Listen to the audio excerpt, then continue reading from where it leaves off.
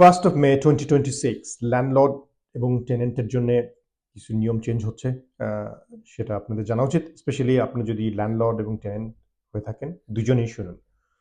From 1st of May 2026 there is no fault eviction notice। তার মানে হচ্ছে কোনো ফল্ট ছাড়া ল্যান্ডলর্ডরা টেনেন্টদেরকে, তার মানে হচ্ছে যারা বাড়ির মালিক ওনারা ভাড়াটিয়াদেরকে কোনো ফল্ট ছাড়া কোনো নোটিশ দিতে পারবেন না বাসা থেকে ছেড়ে দেওয়ার জন্য, যেটাকে বলে সেকশন 21 নোটিশ। তো এটা আর দেওয়া যাবে না। কোনো ভ্যালিড রিজন বা ভ্যালিড গ্রাউন্ড থাকতে হবে, কোনো ফল্ট থাকতে হবে, ফল্ট থাকলে সেটা দিতে পারবেন। That means no fault eviction from 1st of May 2026।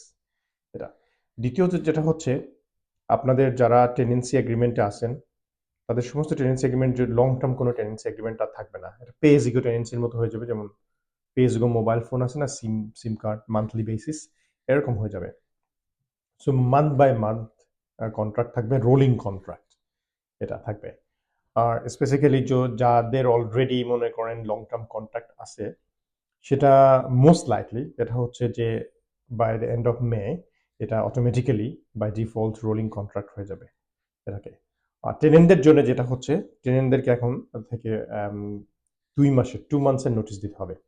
তাদের কোনো যত বড় কন্ট্রাক্টই থাক না কেন, মেয়ের আগে হয়ে থাকুক বা পরে তো আর হবেই না, মে মাসের আগে, 1st of May আগে যাদের কন্ট্রাক্ট হয়তো 12 মান্থসের আছে, 6 মান্থসের আছে, আপনারা যদি বাসা ছেড়ে দিতে চান, আপনাদেরকে পুরা নেক্সট 6 মান্থ বা 12 মান্থস ওয়েট করতে হবে না। আপনি 2 মান্থসের নোটিশ দিলে আপনারা বের হয়ে যেতে পারবেন।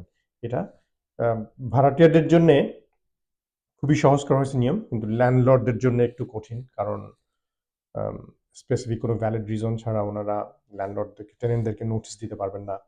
যারা স্পেশালি প্রপার্টি বিজনেসে আছেন ওনাদের জন্য এটা খুব বেশি ভালো সংবাদ না, কারণ অনেক সময় অনেক খারাপ টেনেন্ট থাকে যারা আসলে অনেক সময় দেখা যায় ভ্যালিড রিজন পাওয়া মুশকিল হয়।